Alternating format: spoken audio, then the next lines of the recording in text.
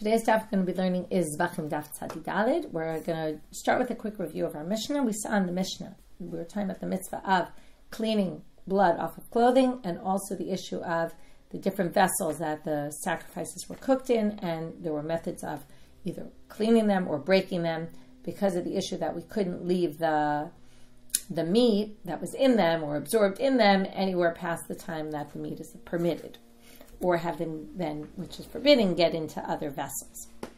So we're going to start with the machloket in the Mishnah between Rabbi Yehuda and Rabbi Elazar.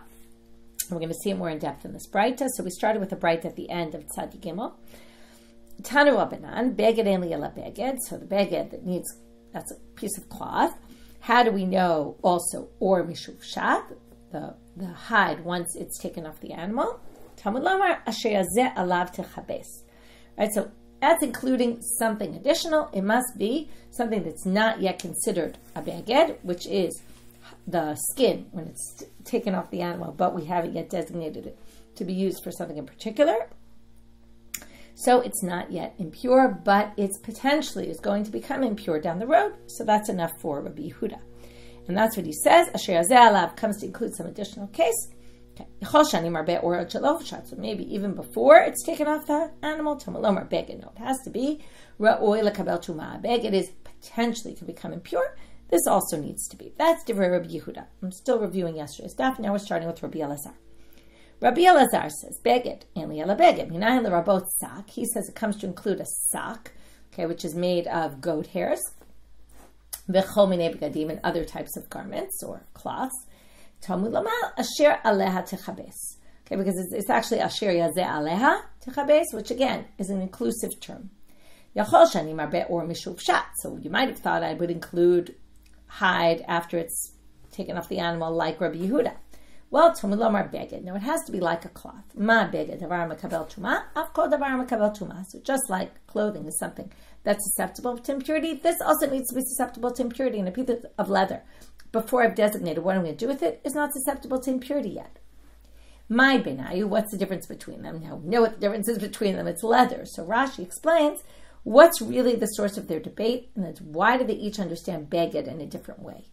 Okay, so Rashi says, "Heicham matzinu beged haraoel kabel tuma ve'eno makabla." In other words, where does Rabbi Yehuda get this really? That sometimes you could have a beged that's not yet potential, that it isn't susceptible to impurity, but we're still going to maybe consider it a beged, because it could potentially. So for this, we're going to have three answers. One is Abaye, two are Rava. Some people think that one of the Ravas is really Rava, because it doesn't make sense. Rava would answer two answers. So Amar Abaye, Matali Pchuta Mishalosh Ikabenai. Abaye says we're talking about a cloth that's less than 3 by 3 fingers, or some people say it's shlosha, which would be shlosha tvachim, just 3 by 3 handbreadths. Okay, there's a big difference because a handbreadth is made of 4 etzbaot, 4 fingers, so it's a lot bigger. These are shirim that we use in general to discuss. Right? A poor person will use something that's much smaller that a rich person will just throw away. So a rich person, it's usually 3 by 3 tvachim. 3 by 3 fingers is something only a poor person would use, but they wouldn't really use less than that. So it's either less than that, or it's the in between that shear and that shear. Now, manta amar ra'oi hanami ra'oi. So now if you have a cloth that's less than 3 by 3, either fingers or handbreadths, so you might not use it, but theoretically you could decide you're going to use it, and that would turn it into something that's susceptible to impurity. Because if you wanted, you could say, I want to use this, and then it will be. So that's potentially could be. And that's Rabbi Yehuda. Since it could be, we could call that a cloth. Manda amar davar makabel tum'ah hami alav bar kibule tumahu. But if you say that's not right now a beged, so that's Rabbi Elazar. He says, so what if potentially you could call it a beged? You haven't yet, so it's not a beged right now. Rava Amal, so these are all going to be very similar. They're just kind of examples. Rava Amar beged shechishev alav litzura yikbenai.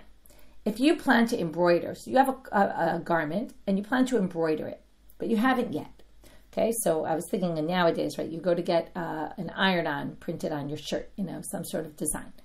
So when you go to the store, let's say you go to a store, that's all they do. They don't sell regular shirts. So those shirts that they have that don't have any design on them yet, anything printed, are those shirts already considered shirts or not yet? Because no one's going to use them until you put the design on them.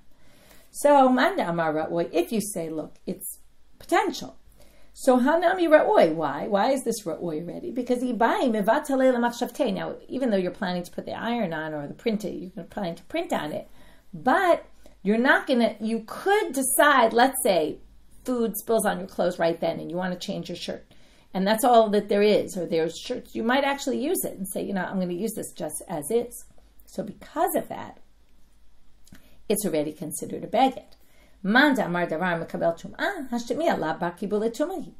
if you say it's only when it's actually ra'oi l'kabel tumah, potentially able to be, right, when it's already considered a shirt, well, this isn't a shirt yet because you're not really planning to wear it until you put the iron on. So it's not ready. Rava Amal, third answer, and like I said, another Rava, maybe it's someone else, maybe it's Rabba, but maybe it is Rava, and he's just giving another example. If you have a piece of leather that you're planning to trim before you used it. So mandamar ra'oi hanami ru'ya. Again, if you say Rabbi Yehuda, it's ra'oi, it's potential. You could theoretically say, you know what, I'm not going to cut it, I'm going to use as is. Mandamar davar makabel tumah, halav makabla tumah, d'mekatzale. But it's not actually susceptible to impurity yet. So if you say it has to be actually susceptible to impurity, and that's only going to be once you cut it. How do we know this? Vatanya, it says in a braita, Rabbi Shimon ben Menasio, if you have a piece of leather that you're planning to cut, it's not actually susceptible to impurity until you actually cut it. So these were all cases where the item is not susceptible right now, but it theoretically could be because you could change your mind about it. So Rabbi Yehuda says, since theoretically it could be, we're going to already say that it needs kibus if it got blood on it. But Rabbi Elazar says, no, it doesn't. Ein ta'un kibus. Now we go back to the Mishnah, and the Mishnah said only where the blood is. Where do we get this from? Menahane milei. Where do we get it from? Detanu Rabbanan. Braita. Yachol nitaz al miktzat beged yehe kol habeged tun kibus. You might have thought if it gets on part of the cloth, maybe the whole piece of clothing needs washing. Talmud lomar asher yazeh. Lo amarti ela makom dam bilvad. Asher yazeh means, right, that's again, we saw before, asher yazeh aleha techabes, right, where it was sprinkled on, you have to wash. So the way they take that is literally only where it was sprinkled on, not the cloth that had something sprinkled on it, but where it was sprinkled. Davar shehu ra'oi l'kabel tumah. So now the Mishnah had said, after bringing this machlok at Rabbi Yehuda and Rabbi Elazar, it then said, so what are the rules? It has to be where the blood is. It has to be something that potentially could be susceptible to impurity, to which the Gemara points out, okay, stomach Rabbi Yehuda. The Mishnah obviously then seems to be quoting Rabbi Yehuda's opinion. After they said there was a machloket, but now it seems to be going by Rabbi Yehuda. Ra'oi l'kibus, it has to be potentially that you could clean, you could launder it. So what's that coming to exclude? Lemi'uti kli, tibar greidahu. If you have a vessel, that's something you scrape the blood off. Like you have a metal vessel, you're going to scrape it off, you're not necessarily going to wash it. Echad ha'beged ve'echad ha'sak and ve'echad ha'or. Okay, it said the beged, the sack, the or, all those things need kibus. Now that means, and this is going to start a whole big discussion, and for this we have a study guide to make some order of it, that means that all these things get laundered. Now, the Gemara says, L'meimra or bar kibusu. Wait, is this trying to say that leather could be laundered? Okay, why wouldn't you say that? Well, uriminu. That contradicts the following Mishnah. Now we're going to start with another topic. The topic is, on Shabbat, you're not allowed to launder. So it's another place where laundry comes up. And the question is, can you launder leather? So it says there, if you had dirt on your clothing, you can take a dry cloth and dry it off, but you can't use water on your clothing. But haita, because that's laundering. But haita shel ol, if it was made of leather, you could put water until it comes out. So now, seems like you can put water, you can launder it. So if we look at this chart from our Mishnah, it sounds like, right, even Rabbi Elazar, who says it, the hide when you take it off isn't yet susceptible to impurity. But Rabbi Elazar does hold, though, if you turned it into a vessel, you said, I'm going to use this as a jacket, you make it into a leather jacket, or leather shoes, or whatever it might be, it is susceptible to impurity, and then it would need kibus. So they all agree in the end that leather could be washed, could be laundered. But in the Mishna Masechet Shabbat, it seems like it's not laundering, because if it was laundering, it would be forbidden on Shabbat. And obviously each one has some ramifications. For us, if it's launder, right, if it comes under the criteria of laundry, then you're liable, then you have to launder it in the Azara, clean it out. If it's in Shabbat and it can be laundered, then it's forbidden to do on Shabbat. If we don't consider it laundry, then it's not forbidden.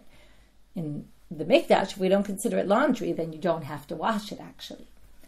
So that's the problem. Comes Abaye. We're going to have Abaye and Rava. They each give different answers, and Rava's even going to change his answer in the middle. Amar Abaye lo kashya, harabanan ha'acherim. Abaye says, these two Tannaitic sources are Mishnah. The other Mishnah, they go by two different opinions. Okay, what's the machloket Rabbanan Acherim Titanya? Habeged v'hasak mechabso. Hakli v'haor megarero. Megarero is the same as megardo. It's scrape it. So the rabbis talk about in a different context. This is actually the context of the mikdash and having to wash out clothes, with the blood. So the rabbis say if it's a cloth or a sack, right, which again is goat hairs, then you launder it. But if it's a vessel or leather, you scrape it, because there is no laundering by scraping. There's no laundering by leather. So that means the Mishna in Shabbat goes by that, and that's why they allow you to put water on it. But others say, only the vessel needs scraping, but the cloth, the sack, and the leather all need laundering, meaning you have to launder them if there's blood on them. So what do you see? That matches our Mishnah. So that's what Rabbi says. Now, we're going to bring up another source, which we're going to go through a few times and explain, according to each of our different interpretations. Kiman Azza, so according to who does this statement go? Hada Amar Rav Chia bar Ashi. Rav Chia bar Ashi said, Zimnin Sagin hava ke'imna kamei derives. Sometimes I go before Rav. I went before Rav, and I washed off my shoes with water on Shabbat. And he didn't say anything, didn't complain. Kiman, according to who does this go? Kirabanan, this goes according to the rabbis. How do we know? Because the rabbis say, that's right. Or how do you clean it? By scraping. And this isn't scraping, right? Doesn't come under kibus.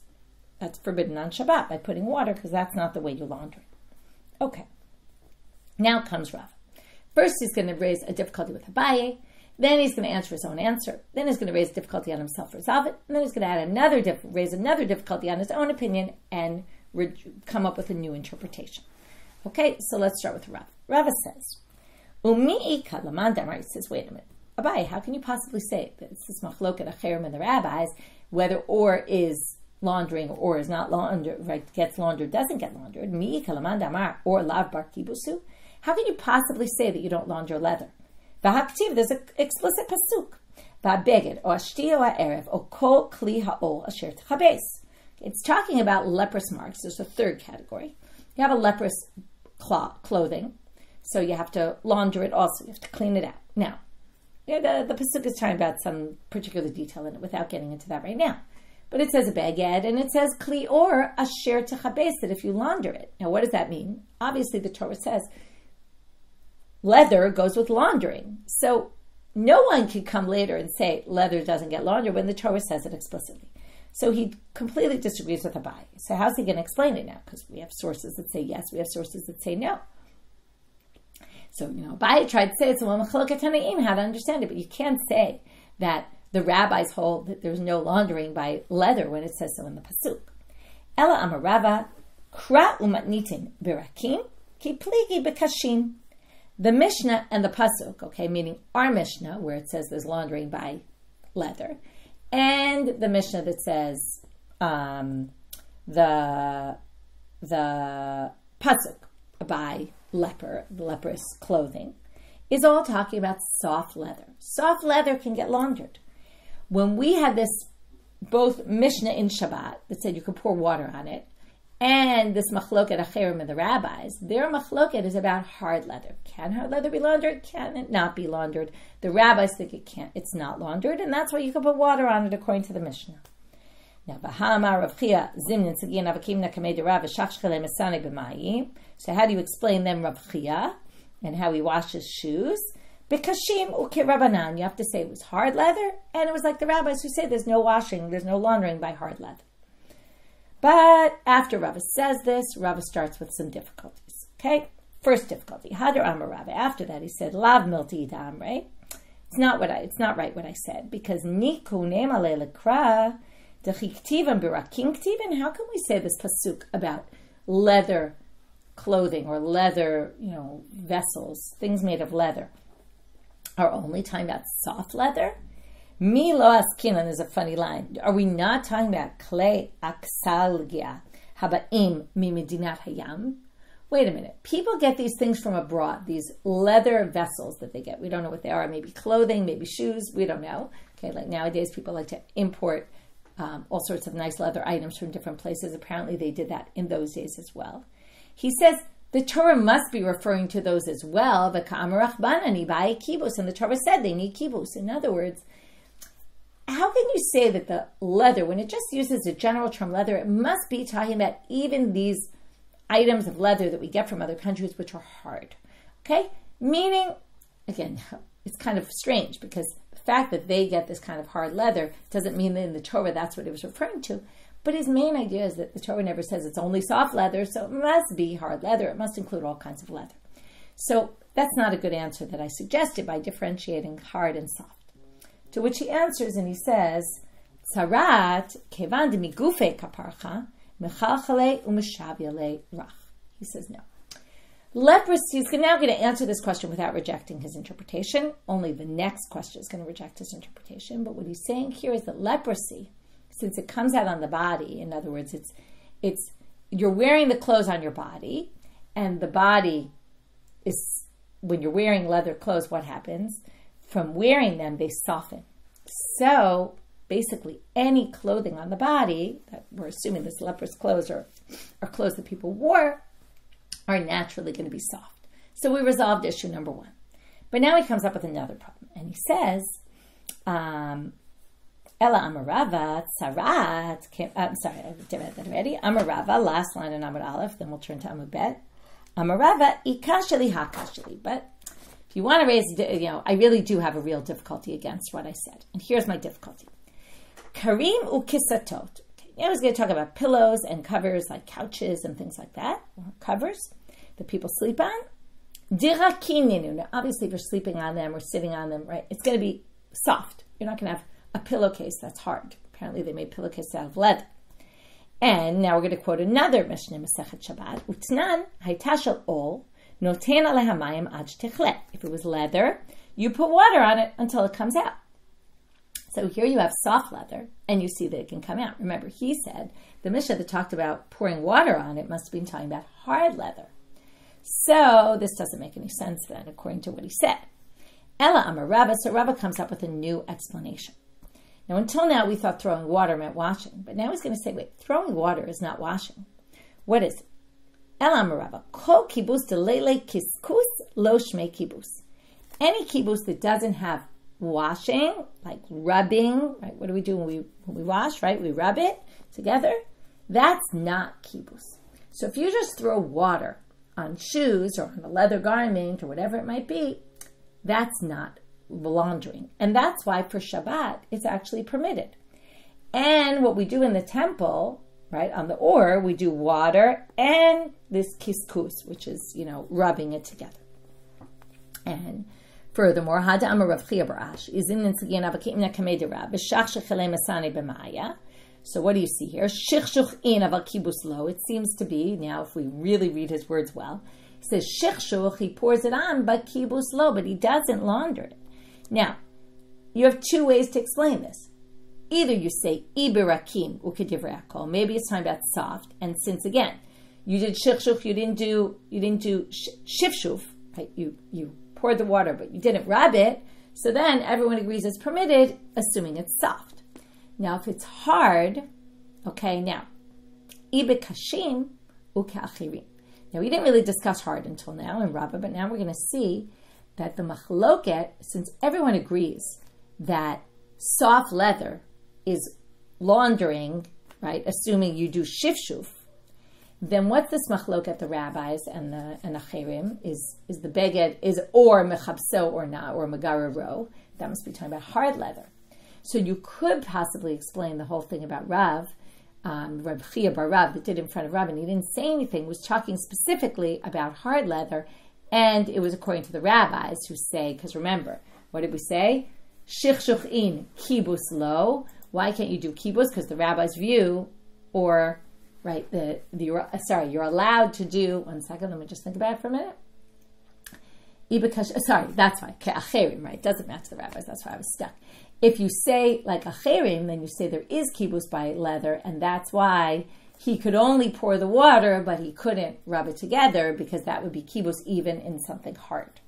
Okay, so to review, let's just look at our chart.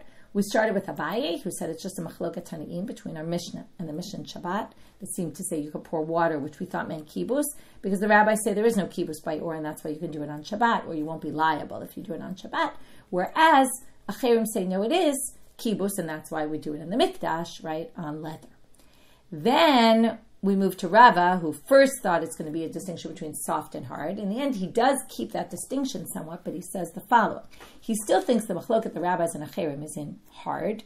And he originally thought the Mishna in Shabbat was hard, but then we explained the Mishna in Shabbat. No, the Mishna in Shabbat is actually soft, but it's without shifshuf, without rubbing it. And that's why it's okay, and that's the way you can explain also Rav Chia bar Avin, or you can explain Rav Chia bar Avin that was hard, and he just holds like a acherim who think even in hard there's such a thing as laundering leather, and that's why he was able to pour the water, but it wasn't considered laundering because he didn't do the shifshuf. Okay, that's the main distinction according to Rava. Now the Gemara says, wait a minute. Now what I didn't tell you is, and the Gemara didn't tell you, that's why I didn't tell you, in this Mishna in Shabbat where it says, Haytashal or noten alei hamayim ad shtichle, it comes after it says, but if it was beged, you can't put water on, okay? You can't do anything. That would be kibus. That would be laundering on Shabbat. So if the whole theory is to say that it's not laundering unless you rub it, well, ihachi beged nami. So then why is clothing a problem to just pour water on it? To which the answer, beged shriyato zeu kibuso. In a clothing, a cloth, putting it in water is enough to consider laundry. So for leather, no. For clothing, yes. Makes sense even, right? You could soak clothing and sometimes the stain gets out just by soaking it. Rava l'tame, and Rava goes according to something he says elsewhere. Da'amar Rava, he's consistent. Zarak sudar l'mayim chayav. If you throw a cloth into water, you're liable on Shabbat because you laundered it. And he also says, which is totally unconnected, but it's another thing that you could throw. Zarak zera into water and be chayav, but it's for a completely different reason. Zarak zera pishtan l'mayim chayav. If you throw flax seeds into water, you're liable. So bishlama sudar, we understand the cloth because avikibus, because you're laundering. Ela zera pishtan my time, but why the zera pishtan? V'chi tema mishum demikadach, maybe it sprouts and it's a problem of zorea, of planting. But ihachi chite b'sarinami, why they specifically pick flax seeds? They could have picked something much more basic. Wheat, barley. So hanach itle riri. No. The issue is not planting and it's going to sprout. The issue is it has like a sticky substance that comes out of it. And what happens? They stick together. Okay, what malach is sticking them together? I don't know. So the Gemara says, Yihachi shlachim nami. If we worry about sticking things together, the same would happen with pieces of leather. Put your pieces of leather in water, they'll also get sticky and they'll stick together. So they say, no. Hatam ka'avid lisha. When you put flax seeds in the water, and they get like a sticky thing comes out of them and sticks them together, and then it's in this water, it makes the water thicker, and it's like you're kneading. So it comes from the problem of kneading, and that's why you're going to be liable on Shabbat for doing this. That was a total non sequitur, and we're going to move on. Darash Rava. Now here, there's a bit of a strange sugya, because now we're going to see that Rava says something and then changes his mind, and because it's something Rav Papa says, and then we're going to see, though, he changed his mind to exactly what we already know Rava says. So maybe this happened earlier, and maybe that was when he changed his mind, because remember, he changed his mind throughout the sugya. So anyway, let's read it like that. Darash Rava, mutar l'chabes min al b'Shabbat. You can clean your shoe on Shabbat, like properly launder it. Amalei Rav Papa l'Rava. Rav Papa said to Rava, but Hamar Rav Chia bar Ashi is in Nitzkiyin Havakimna Kamei Derav. B'shach shchelim asani b'mayim. What do you see from here? Like we just said in the end of Rav. Shichshuchin aval kibus lo. Right. At first we thought he was laundering them. Then we said no. It seems to say specifically shichshuch. He threw water on it, but he didn't rub them. So it sounds like you can't really rub them, which means you can't really wash your shoes on Shabbat. So that's how he questions Rava. To which Hadar okay Rava emora alei utarish. Rava then puts up an emora, which is like a loudspeaker. It's a person who's going to be his megaphone, who's going to say whatever his drasha is to other people. And he got up and he stood up to correct himself and he said it. I love when people do this. Right? The things I said were a big mistake. Right? I was wrong. In fact, they say rubbing it pouring water on is fine, but really laundering it by rubbing it, that's going to be forbidden. And like I said, that conclusion matches what our conclusion was before. Hakibus b'makom kadosh. Now this is going to be fairly simple, and we're going to go back to the study guide because the study guide has the psukim. We're going to darshan the psukim on the other halachot in the Mishna. So the Mishna had said you have to do the kibus, laundering the garment, and the breaking of the earthenware vessel, and the cleaning of the klein choshet, of the metal implements, in the Azara. Where do we get this from? So if you look at the psukim, a pasuk, we're in Vayikra chapter 6, verse 20. Okay, asher from the middle of the pasuk. Asher yazemi damala beged. If you sprinkle blood, sprinkles on the clothing. Asher yazala, right? Whatever sprinkled on it. That's why that seems unnecessary. That's why we darshaned all sorts of things. Like it includes leather. It includes some other things. Tichabes b'makom kadosh. You should launder it in a holy place. So that's where the braita is going to start. So Manan, immediately, where do we get it? Has to be makom kadosh. That's very clear. We don't really need a braita for this. Detanu Rabbanan, the braita says, Tichabes b'makom kadosh. Okay, from there you see it's in the Azara. Shvirat kli cheres minayin. How do we know the breaking of the kli cheres? So now the next pasuk says, U kli cheres asher tivushal bo yishaver. Break the earthenware vessel if you cook the meat in it. Notice it starts with a vav. U kli cheres. End. So end is going to connect it to the previous, and that's why that was b'makom kadosh. This also is. And mirikav shtifa b'klei nechoshet minayin. Same thing with the next. Talmud Lamal ve'im b'klei nechoshet bushalom u'rak u'shutaf b'mayim. Okay, same thing. Ve'im in the next pasuk, right? It says en kli cheres and klei nechoshet. So there's two ends in that pasuk that connects all of these things together. They're all in a sanctified place. Okay, last section here before we get to the next Mishnah. Now we're going to go back to the Mishnah, and the last line of the Mishnah was, this is a case where the chatat is more severe than other things. And we said there were two different ways, but we'll go with that blood. The blood needs to be washed in the Azara only for a chatat. And in this way, the chatat is more severe than other kodshe kodshim. To which the Gemara says, v'tuleka, what? This is the only way? There aren't other things? And now we're going to have a list, okay, we're going to start with a whole bunch of questions. Ha'ika shenichnas dama lifnim. Okay, some people have lefanai v'lifnim. Either which way, it's the chataot pnimiyot. We have these unique sin offerings, that they're the only ones that the blood is brought on the inner altar. So they say, b'chataot chitzoniyot. No, we mean of the regular offerings that are all down the outer altar. We're comparing chatat to ones that are similar to it that are all down the outer altar. We're not comparing those unique ones that are the chataot pnimiyot. Okay, second chumrah, stringency by chatat. Sheim nichnas dama lifnim psula. Remember that halacha? You're not allowed to bring the blood of the chatat, any blood of the chatat. That you bring the blood inside to the hechal, to the sanctuary, is disqualified. That's a chumrah by chatat. That's not by other things. Why didn't it mention that one? Well, you might remember we learned this, and there were different opinions about what it applied to. And Rabbi Akiva said, Ki Rabbi Akiva da'amar, the Mishnah must hold like Rabbi Akiva, who said, Kol damim shenichnasu le'echal lechaper psulim. This actually applies to all korbanot, even though it said chatat. It also said all. So it meant all means everything. Okay? Now, next. Shkem, another stringency. Third one. Shkem achaprim achayve kritot. Sin offerings atone for very severe punishments like karet. Well, b'chatat d'shmiat kol. There is one chatat. If you hear evidence and you don't testify about it, and then you lie under oath and say, I didn't know any testimony, you take an oath, then you have to bring a korban chatat, and that's not a sin that's punishable by karet. So that would be another, that's really then similar to all the others. Shekain tuna arba matanot. Remember, the blood of the chatat goes on all four sides of the altar, and the blood of the other sacrifices don't. Well, ki Rabbi Yishmael da'amar kol damim tunim arba matanot. Now, if you remember, the other bloods need two, which are four, right? You do it on two corners instead of all four corners, but you get to all four sides. And there was a machloket there, whether you do it. It was actually a machloket Rav and Shmuel, and then we said it's a machloket Tanaim as well, and Rabbi Yishmael is one of them. And then in a minute we're going to say his opinion, but there's a machloket. Do you do it in one placing on the corner and get it on both sides at the same time? Or do you do you're standing at each of the two opposite corners and you do one on this side, one on that side, one on this side, one on that side, in which case there'd be 4 placements just like there are 4 placements by the chatat. Now it's done a little differently because the chatat, you go to each of the 4 corners, but you still do 4 placings of the blood. So that's what they say. Ki Rabbi Yishmael da'amar kol damim tunim arba matanot. Okay, so first they say, look, only the chatat needs 4 placements, and that's true according to the ones who say it's really 2, that you just get it on all 4 sides. But according to Rabbi Yishmael, you also do it on all 4 sides.